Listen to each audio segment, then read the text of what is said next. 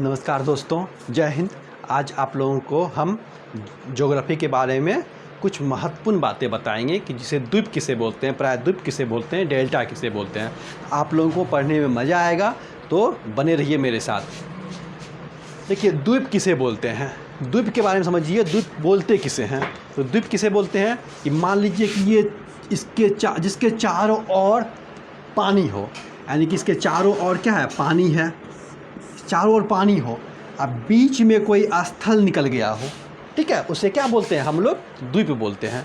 यानी कि ऐसा स्थल खंड जिसके चारों ओर पानी हो, ठीक है, जो चारों ओर पानी से घिरा हो। ये चारों ओर पानी से, मान लीजिए चारों ओर क्या है, पानी पानी है, चारों ओर पानी से घिरा हो और बीच में एक स्थल निकल गया हो, उसे क्या बोलते हैं हम लोग? द्वीप बोलते हैं। जैसे विश्व का सबसे बड़ा द्वीप ग्रीनलैंड द्वीप ये हो गया, ठीक है। मेडागास्कर द्वीप हिंद महासागर में स्थित सबसे बड़ा द्वीप है। और द्वीप जो होता है, और यही जब बड़ा क्षेत्र में होगा तो इसी को हम लोग क्या बोलते हैं? महाद्वीप। महाद्वीप या महादेश बोलते हैं। तो जब ये बड़ा क्षेत्र में, जैसे ऑस्ट्रेलिया बड़ा क्षेत्र में फैल गया पानी के अंदर, प्रशांत महासागर के तरफ तहत है, तो उसे हम लोग क्या बोलते हैं? महाद्वीप। तो द्वीप होता है, एक महाद्वीप होता है, ठीक है। द्वीपों का बड़ा भाग क्या होता है? महाद्वीप। तो समझ गए द्वीप किसे बोलते हैं? जो चारों ओर पानी से घिरा हो, उसे क्या बोलेंगे? द्वीप। अब देखिए, अब आता है दूसरा नंबर में प्रायद्वीप। प्रायद्वीप यानी कि जो द्वीप है लेकिन प्रायद्वीप है, मतलब द्वीप नहीं बोल सकते हैं उसको, विशेष परिस्थिति में हम लोग प्रायद्वीप बोलते हैं। प्रायद्वीप क्या बोलते हैं कि जिसके तीन तरफ से, जो तीन तरफ से पानी से घिरा हो, तीन तरफ से पानी से घिरा हुआ हो, और एक तरफ क्या हो, ज़मीन से जुड़ा हुआ हो। जैसे ये मान लीजिए स्थल आकृति है, ठीक है, ये स्थल है, तीन तरफ ये पानी से घिर गया है और एक तरफ क्या है, ये स्थल से जुड़ा हुआ है, एक स्थल से जुड़ा हुआ है, ठीक। इसे हम लोग क्या बोलते हैं? प्रायद्वीप। उदाहरण के तौर पर आप लोग कैसे समझिएगा कि इंडिया का ये नक्शा है, इंडिया का नक्शा देखिएगा तो नीचे में क्या है? साउथ पोर्शन, दक्षिण भारत की इधर देखिएगा तो इधर क्या है? अरब सागर। यहाँ पे क्या है? हिंद महासागर। यहाँ पे क्या है? बंगाल की खाड़ी। तो और एक तरफ क्या है? जुड़ा हुआ है स्थल से जुड़ा हुआ है ना एक तरफ, तो इसको हम लोग क्या बोलते हैं? प्रायद्वीप। तो भारत का सबसे दक्षिणतम भाग क्या हो गया? प्रायद्वीप कहलाता है, ठीक। तो इसे हम लोग बोलते हैं प्रायद्वीप। जो तीन तरफ पानी से घिरा हो उसे प्रायद्वीप, जो चारों तरफ पानी से घिरा हो उसे द्वीप बोलते हैं। अब हम लोग आते हैं झील। झील किसे बोलते हैं? तो झील देखिए, जस्ट उल्टा कर दीजिए, द्वीप का जस्ट उल्टा झील, यानी कि जो चारों तरफ स्थल से घिरा हो, जिसके चारों ओर स्थल हो और बीच में पानी हो, यानी कि द्वीप का जस्ट उल्टा, जो जिसके चारों ओर क्या है? स्थल हो, जिसके चारों ओर स्थल हो और बीच में क्या है? पानी, बीच में पानी जमा हो गया होगा, उसको हम लोग क्या बोलते हैं? तो झील बोलते हैं। तो झील बहुत बड़ा भी होता है, जैसे विक्टोरिया झील, उससे विश्व की सबसे बड़ी नदी निकलती है, नील नदी। झील का निर्माण होता है, जैसे मान लीजिए कि पृथ्वी कभी भूकंप आया, दरारें पड़ गई, दरारें हट गई, पृथ्वी दो भाग हट गए, तो वहाँ पानी जमा हो गया, उसको हम लोग क्या बोलते हैं? पानी जमा हो गया बीच में, तो उसको हम लोग बोलते हैं क्या? झील। या कभी उल्का पिंड गिरा तो वहाँ पे गड्ढा कर देता है, वहाँ पे बारिश उरिश होकर पानी जमा हो जाता है, जैसे महाराष्ट्र में है, तो उसको हम लोग लोनार झील वो क्या हो गया? उस तरह का झील एक उल्का पिंड टाइप का हो गया, झील निर्माण होता है। यानी कि जिसके चारों ओर पानी हो उसे हम लोग क्या बोलते हैं?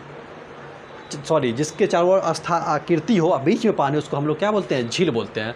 और एक बात और देखिए, जैसे मान लीजिए कि ज्वालामुखी विस्फोट होता है, तो ज्वालामुखी जब ठंडा होता है तो उसके क्रिएटर में पानी जमा हो जाता है, जब पानी जमा होता है तो क्या हुआ? वो भी झील बन गया। यानी कि जिसके चारों ओर आस्था आकृति हो, बीच में क्या हो? जल हो, उसे हम लोग क्या बोलेंगे? झील।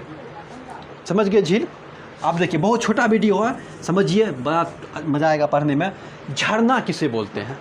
झरना, मान लीजिए कि ये पहाड़ है, पहाड़ से किसी पानी का निकलना, किसी पहाड़ से कोई पानी लगातार निकल रहा है, उसका पानी का बहाव आ रहा है, ठीक है, उसे हम लोग क्या बोलते हैं? झरना। द्वीप समझ गए आप, प्रायद्वीप समझ गए, झील समझ गए। झरना किसको बोलते हैं? पानी का वो स्रोत जो पहाड़ से हमेशा निकलता हो, उसे हम लोग क्या बोलते हैं? झरना बोलते हैं, ठीक है। और जैसे उत्तराखंड में झरना हो गया, जो पहाड़ी क्षेत्र होता है वहाँ पे झरना होता है। तो आप कहिएगा कि पहाड़ से तो नदी भी निकलती है, नदी का कहीं ना कहीं मिलान होता है, कहीं ना कहीं नदी कहीं ना कहीं निकलती है पहाड़ से तो कहीं ना कहीं जाके मिलती है, जबकि झरना का मिलान नहीं होता है। वो बस पहाड़ वो गिरते रहता है और गिर गिर के मिलेगा तब जाके वो नदी का निर्माण करता है। ठीक है, नदी में जाके मिलेगा, फिर नदी को सहायता पहुंचाता है। तो पहाड़ से जो पानी का एक हमेशा स्रोत निकलते रहता है उसे हम लोग क्या बोलते हैं, झरना। बस इतना समझ गए। अब इसी का एक पार्ट है जलप्रपात। जलप्रपात क्या होता है, पानी का वो स्रोत जो बहुत मतलब कि विशाल रूप से पहाड़ से गिरता हो या ऊंचाई से गिर रहा हो, उसे हम लोग क्या बोलते हैं, जलप्रपात। ठीक है, जैसे मान लीजिए कोई नदी ये बह रही है, ये नदी बह रही है, नदी बहना चालू हो गया, नदी बह रही है तो नदी के मार्ग में मान लीजिए ये क्या आ गया, पहाड़ आ गया। ये नदी के मार्ग में ये पहाड़ आ गया, नदी के मार्ग में पहाड़ आ गया। अब नदी क्या करेगा, ये पहाड़ को हटाने का कोशिश करेगा, नहीं हटा पाएगा तो धीरे धीरे पानी यहाँ पे जमा होगा। जब पानी जमा होगा नदी का लेवल ऊपर तक पहुँच जाएगा तो क्या होगा, ये पहाड़ से नदी पानी ऊपर से नीचे यहाँ से चढ़ेगा, नीचे उतरना स्टार्ट होगा। पानी नीचे उतरने लगेगा। ऐसे पानी यहाँ पे चढ़ गया, पानी भर गया, अब एकाएक नीचे बहना स्टार्ट होगा बहुत तेज़ रफ्तार में। जब बहुत तेज़ रफ्तार में बहना स्टार्ट होगा तो इसी को हम लोग क्या बोलते हैं, जलप्रपात। इसको हम लोग क्या बोलते हैं, जलप्रपात। यानी कि जब नदी को पहाड़ मार्ग से नीचे उतरती है तो बहुत विकराल रूप में उतरती है तो क्या कहलाती है, जलप्रपात। जलप्रपात ये हो गया। अब देखो ये हो गया। अब एक बता जल संधि। जल संधि बोलिए या जल डमरू मद। तो जल डमरू मद यानी कि डमरू आकार का जो होता है और जो दो बड़े जल स्रोत को मिलाने वाले पानी के स्रोत को हम लोग क्या बोलते हैं, जल डमरू मद या जल संधि। जल को मिलाने वाले को हमको क्या बोलते हैं, जल संधि। यानी कि मान लीजिए यहाँ पे प्रशांत महासागर बह रही है, यहाँ पे मान लीजिए कि आप हिंद महासागर का है। ठीक है, यहाँ पे हिंद महासागर है, कोई सागर मान लीजिए हिंद महासागर है। ठीक है, तो पानी का ये सब क्या है, बहुत विशाल रूप है ये पानी का। और यहाँ पे स्थल है, कोई देश बसा हुआ है। तो ये दोनों के बीच से ये पानी और ये पानी को मिलाने वाले पानी के स्रोत को हम लोग क्या बोलते हैं, जल डमरू मद। यानी कि यहाँ से अब ये पानी का स्रोत है, तो इस बीच से एक पानी का एक स्रोत निकलेगा, इस पानी को और इस पानी को दोनों को मिला देगा। ये पानी के स्रोत को और इस पानी के स्रोत को मिलाने वाले जो पानी के स्रोत को बोलते हैं उसे हम लोग क्या बोलते हैं, जल संधि या जल डमरू मद। यहाँ देखिए ये डमरू आकार का बन जाता है, इसलिए हम लोग जल डमरू मद भी बोल सकते हैं इसको। नहीं तो हम लोग क्या बोलते हैं, जल संधि। आप देखिए उसके बाद आ गया आपका नदी। नदी किसको बोलते हैं, नदी बोलते हैं कि जो पहाड़ से हम जो ऐसा पानी का स्रोत जिसका उद्गम हो, जो निकलता हो और जिसका मिलता भी हो। ठीक है, जैसे मान लीजिए नदी का उद्गम स्थल क्या हो गया, पर्वत। पहाड़ से निकलती है, पर्वत से निकलती है नदी और जाके कहाँ मिल जाती है, समुद्र में मिलती है। यानी कि ऐसा स्रोत जहाँ से अगर नदी का उद्गम होता है तो उसका अंत भी है, कहीं ना कहीं जाके मिलती भी है, उसको हम लोग क्या बोलते हैं, तो नदी बोलते हैं। उसको हम लोग क्या बोलते हैं, नदी। पानी का ऐसा स्रोत जो पानी से निकला, पहाड़ से निकला और सागर में जाके गिरा, उसको हम लोग क्या बोलते हैं, नदी।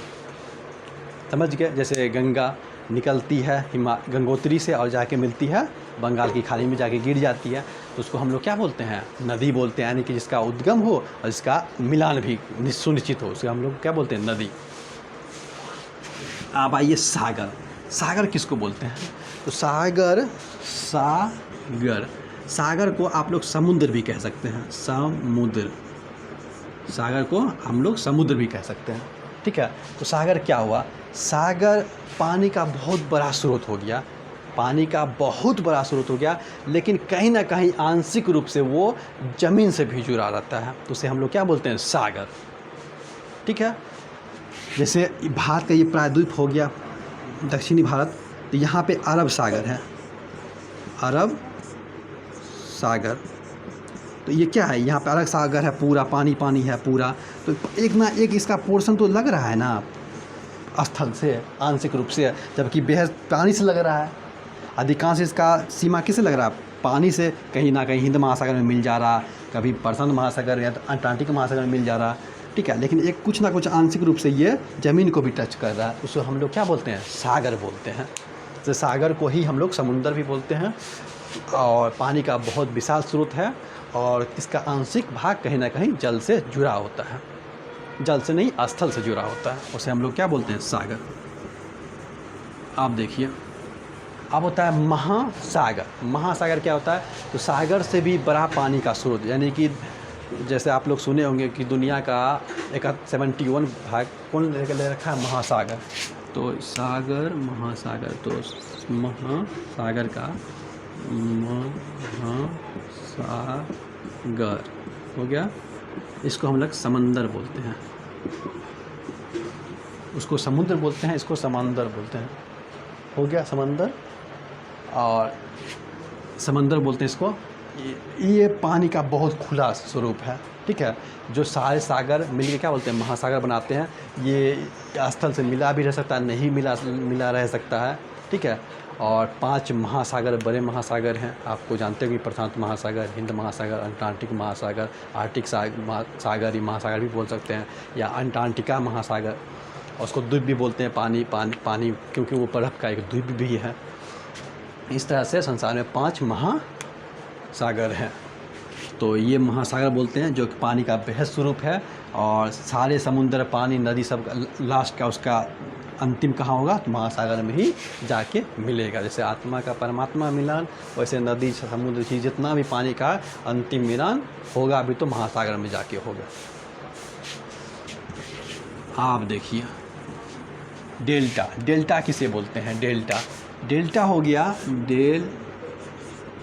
डेल्टा बोलते हैं जब नदी मिलने से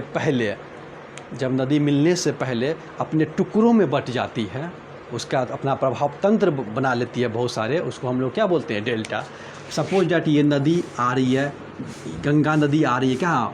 गंगोत्री से निकली गंगा नदी, बहना स्टार्ट की किससे? गंगोत्री से निकल के, और ये होते हुए उत्तराखंड होते हुए, यूपी होते हुए, बिहार होते हुए, पश्चिम बंगाल होते हुए, बंगाल की खाड़ी, मान लीजिए यहाँ पे बंगाल की खाड़ी में गिरना चाहेगी। बंगाल की खाड़ी में गिरने से पहले वो क्या होती है? अपने छोटे छोटे, उसका रफ्तार धीमा हो जाता है, तो वो अपने बहुत छोटे छोटे तंत्र बना लेती है, मतलब कब इसका कुछ मार्ग पानी का इधर निकल गया।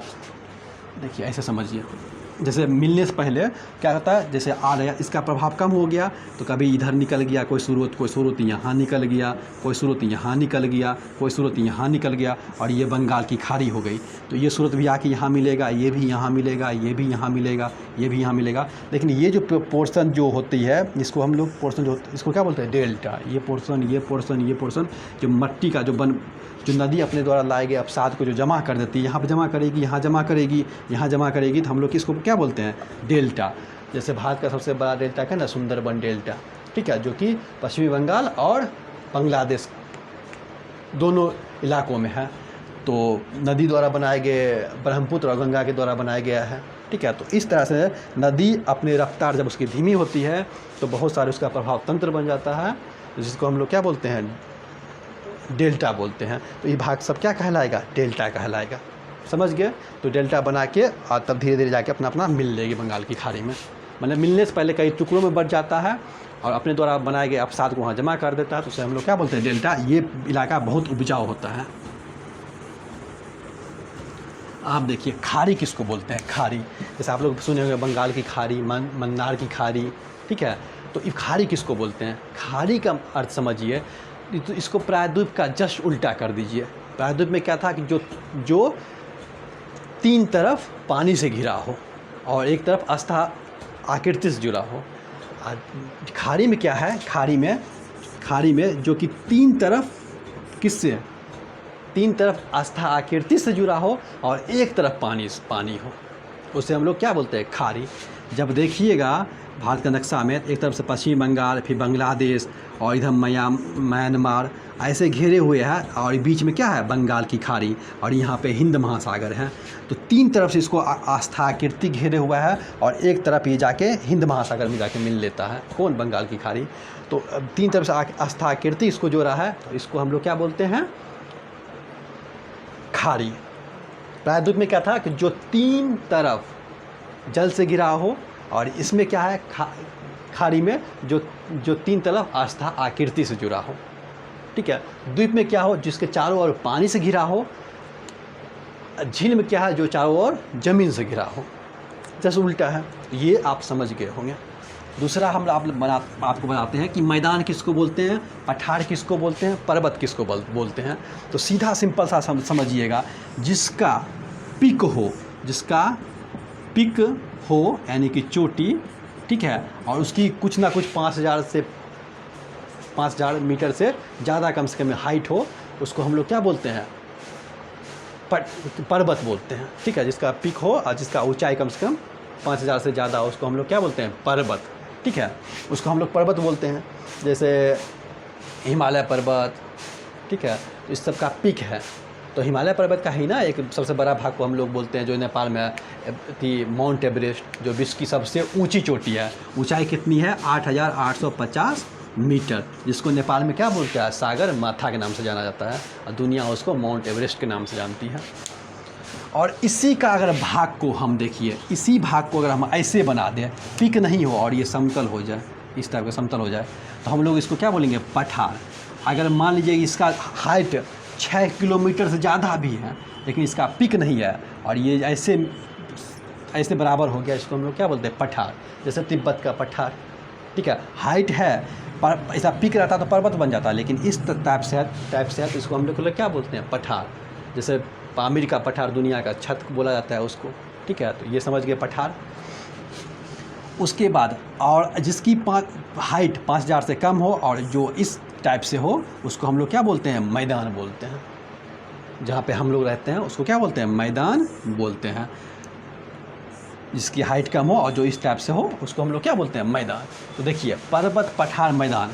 तो देखिए, मैदान, पर्वत या पठार, तो पूरा विश्व में 41% पे क्या है, मैदान है। पूरा विश्व के 41% पे मैदान है, 33% पे क्या है, पठार है। तो इस सब को जोड़िएगा तो कितना हो जाएगा, और 26% पर 74 हो जाएगा, और 26% पे क्या हो गया, आपका पर्वत है। पूरा विश्व के, जैसे ये पूरा विश्व हो गया, इसके 43% पर क्या है, मैदान। 26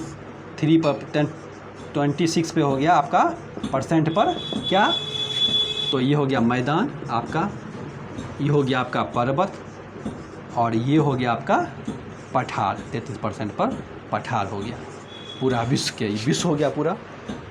उसके बाद देखिए, जनसंख्या जो निवास करती है, पूरा विश्व का जनसंख्या का 90% पठार पे निवास करता है। पूरा विश्व के जनसंख्या का 90% आदमी मैदान में निवास करता है। मैदान में पर्वत पे जो है मात्र 1% निवास करता है, जबकि पठार में 9% आदमी निवास करता है। ये एक डाटा आपको मिल गया। पूरा विश्व का 90% आदमी कहाँ रहेगा, मैदान में रहता है। 9% आदमी पठार पे रहता है। पठार कौन, वही वाला समतल वाला जो जिसका पिक नहीं है। और 1% आदमी ही मात्र पर्वत पे रहता है, जो कि विश्व का 26% भाग घेरे हुए हैं, ठीक है। तो समझ जाइए कि हम लोगों का 71% पानी ले लिया है, ठीक है। अब मात्र बचा कितना, 29%, उसमें भी 26% पर्वत ही है, जिस पे दुनिया का 1% ही आदमी रहता है। तो आप समझ सकते हैं। तो आप, आई होप कि आपको ये सब सुनने में अच्छा लगा होगा। तो इसको तोड़ के एक बार हम बताएंगे आपको कि इसमें क्या क्या क्वेश्चन पूछा जा सकता है एग्ज़ाम में। तो जय हिंद, तब तक के लिए बने रहिए राइजिंग क्लासेस के साथ।